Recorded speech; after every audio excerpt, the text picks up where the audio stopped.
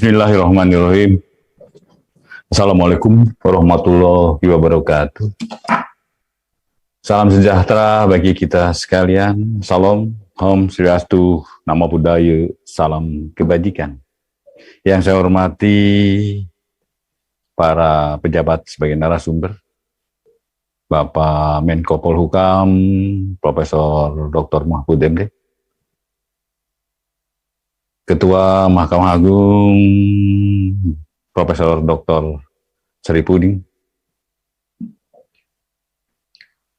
Kapolri Dr. Andes Litio Sigit Prabowo, Rektor Universitas 17 Agustus Semarang, Dekan Fakultas Hukum Universitas 17 Agustus Semarang, serta Sivitas Akademika Universitas 17 Agustus Semarang, dan peserta webinar nasional yang saya cintai, yang saya banggakan. Pertama-tama dan paling utama, marilah kita panjatkan puji dan syukur kepada Allah Subhanahu wa Ta'ala, Tuhan yang Maha Kuasa, yang telah melimpahkan segala rahmat, taufik, dan hidayah serta kasih sayangnya kepada kita semua.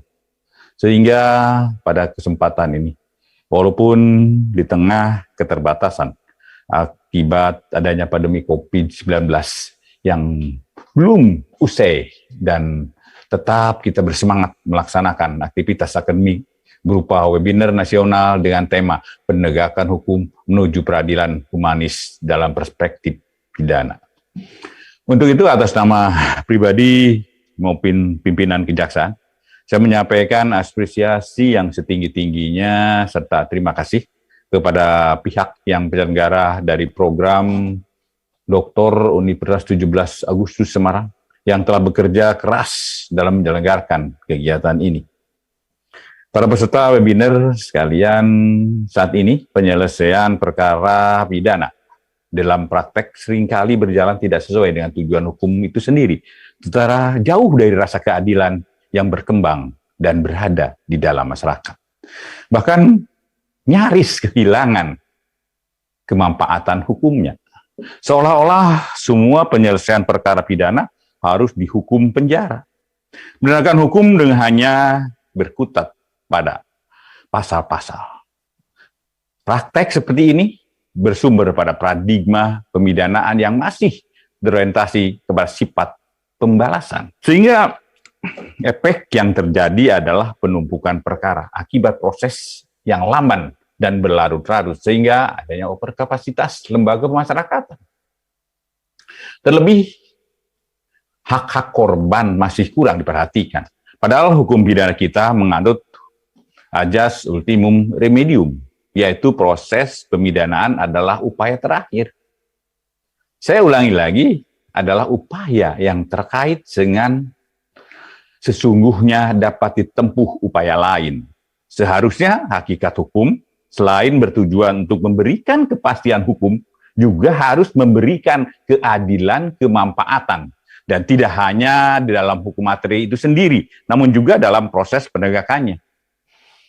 Refleksi nilai-nilai ini salah satunya dapat kita gali dalam dasar negara kita, yaitu Pancasila yang berkaitan dengan nilai-nilai kemanusiaan, musyawarah, mufakat, dan keadilan sosial. Hadirin yang berbahagia, untuk menjawab berbagai tantangan zaman dan kritik terhadap penegakan hukum pidana, sejumlah pakar mulai memformulasikan suatu konsep baru dalam ilmu hukum. Konsep ini adalah restoratif justice.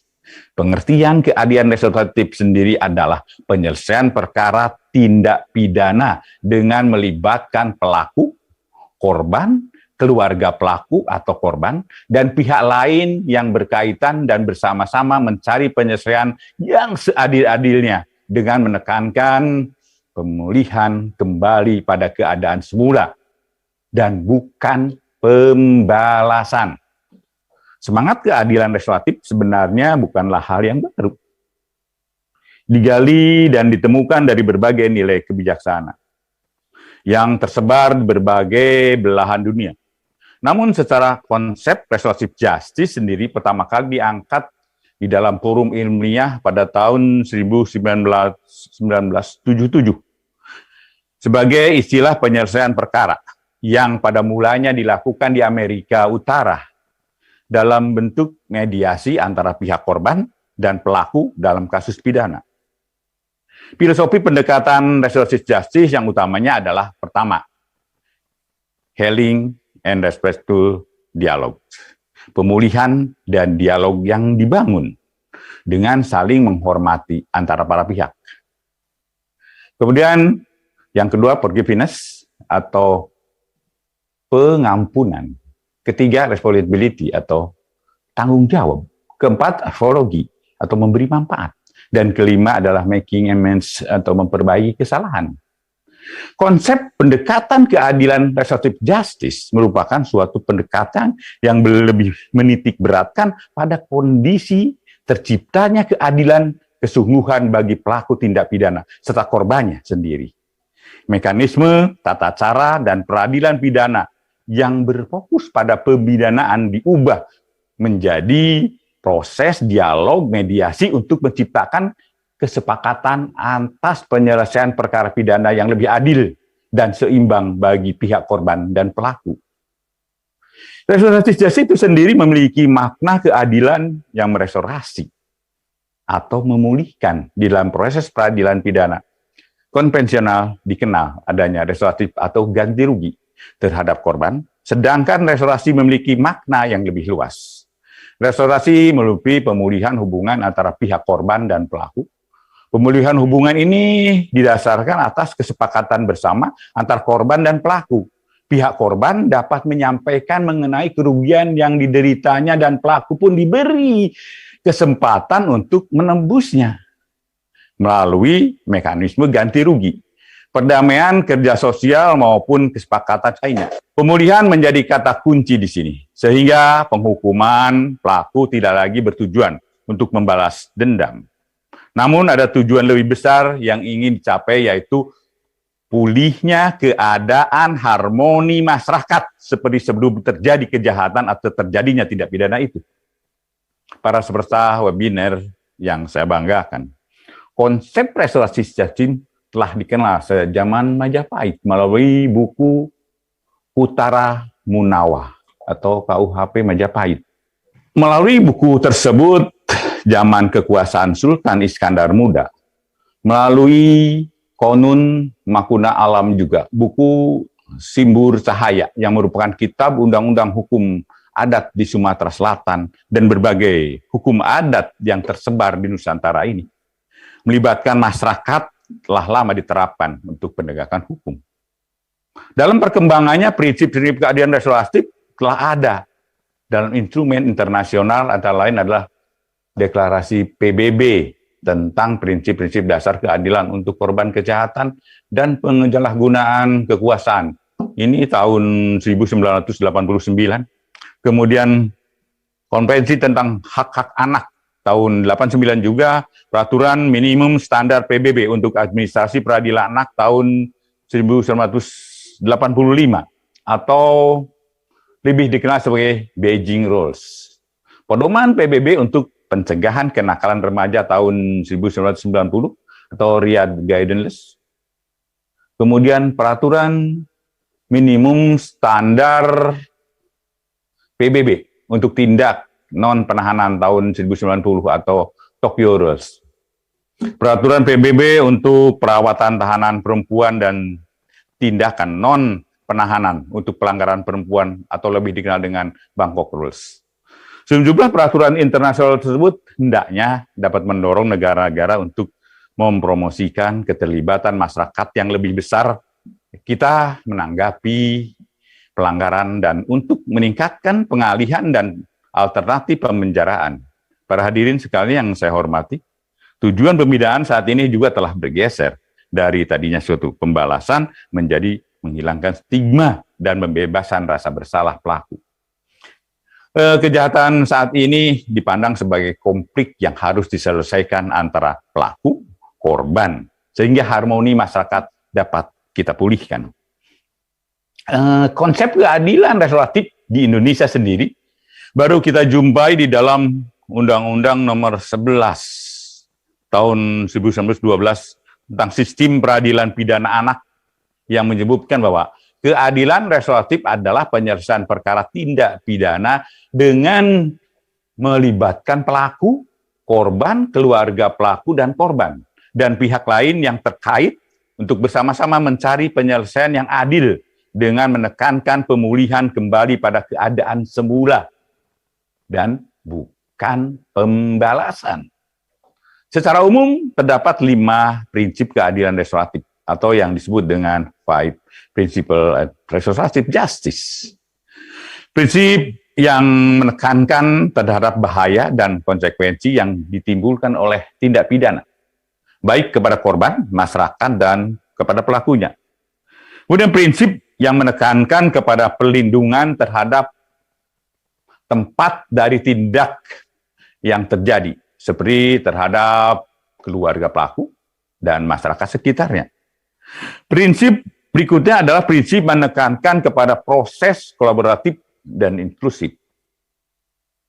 Berikutnya adalah prinsip pelibatan para pihak tertentu dalam kasus-kasus tertentu, seperti pelaku, korban, keluarga, komunitas, masyarakat yang dianggap secara sah dapat terlibat di dalamnya. Prinsip perbaikan kesalahan. Prinsip tersebut harus selalu diaplikasi sebagai upaya pembangunan hukum kita. Sehingga tujuan yang luhur dari hukum itu sendiri dapat terwujud, yaitu kepastian, keadilan, dan kemanfaatan.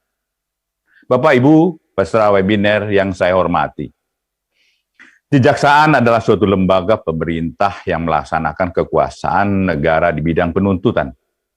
Oleh karena itu, kejaksaan harus mampu mewujudkan kepastian hukum, ketertiban hukum, keadilan, dan kebenaran berdasarkan hukum, serta mengindahkan norma-norma keagamaan, kesopanan, dan kesusilaan, dengan tetap wajib menggali nilai-nilai kemanusiaan, hukum, dan keadilan yang hidup dan berkembang di dalam masyarakat.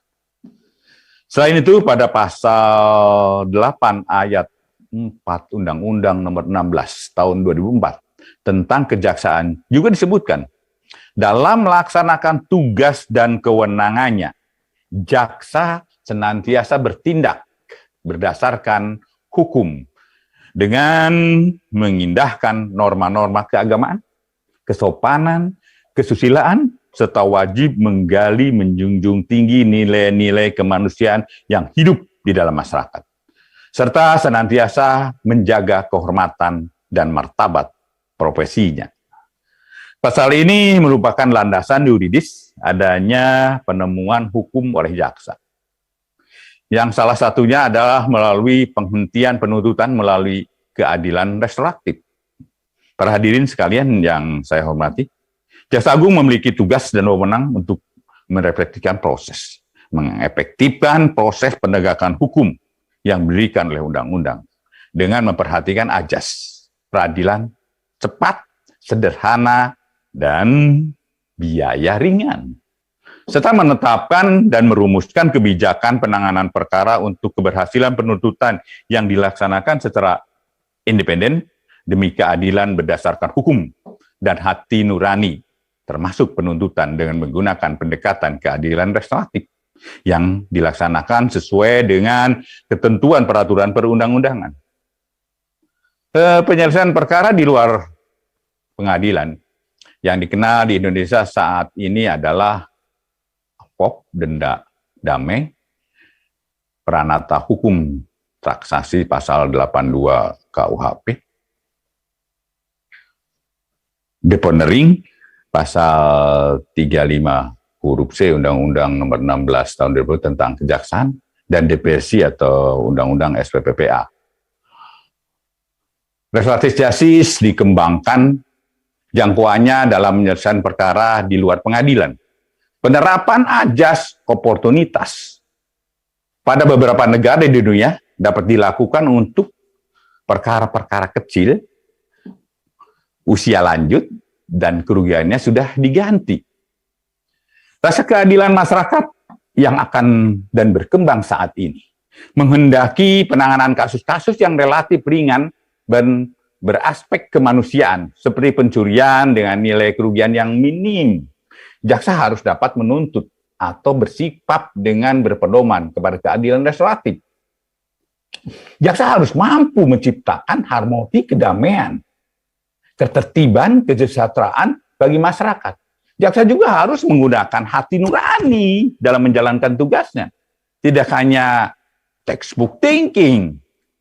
Karena sesungguhnya apa yang dilakukan adalah refleksi diri keadilan itu sendiri. Mendasari atas ketentuan dan perkembangan masyarakat tersebut.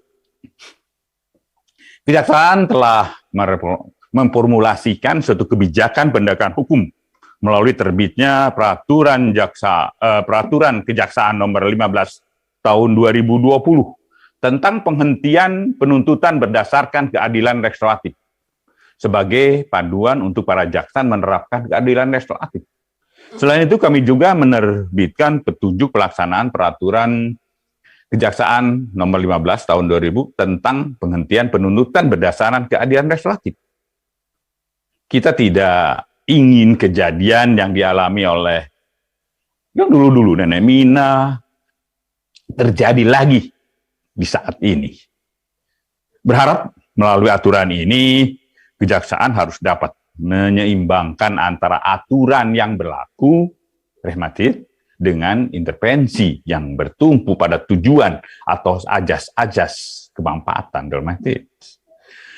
Ketika suatu perkara dilanjutkan atau diperiksa di pengadilan yang diharapkan dapat menghadirkan keadilan secara lebih dekat kepada masyarakat, penegak hukum tidak hanya terpaku pada saat pasal-pasal formal, namun juga harus berdasarkan hati nurani.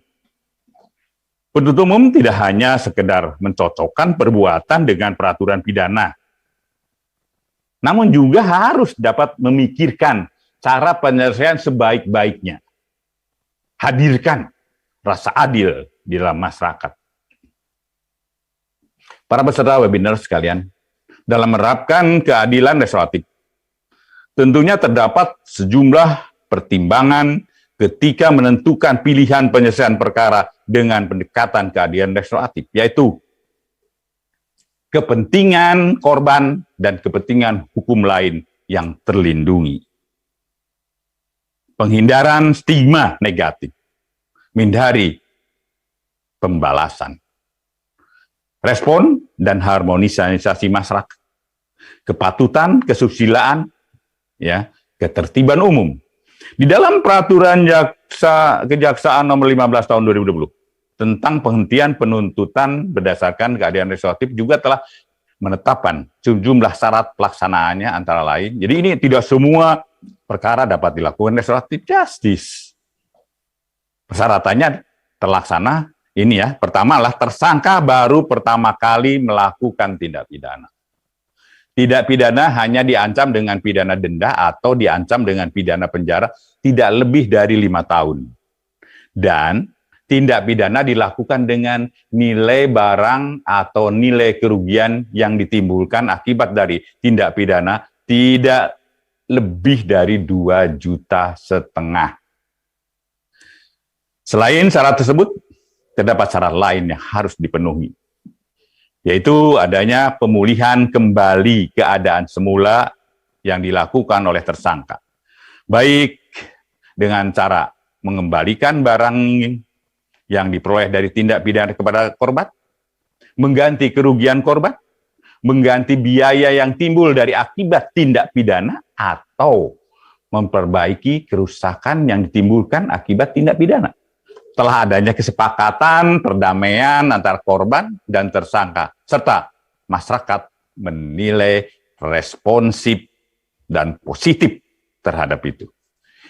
Hingga di akhir tahun 2020, Kejaksaan telah melakukan penghentian perkara berdasarkan keadilan restoratif di seluruh Indonesia sebanyak 222, itu tahun 2020.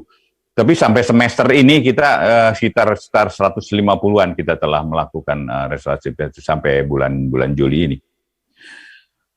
Bapak, Ibu peserta webinar nasional yang berbahagia. Penghentian penuntutan berdasarkan keadilan restoratif merupakan sebuah penjawantahan dari kewenangan perundang-undangan yang dimiliki oleh kejaksaan, sekaligus sebagai respon atas rasa keadilan masyarakat yang berkembang saat ini. Hal ini sekaligus merupakan pewujudan ajas dominus litis yang dimiliki oleh kejaksaan.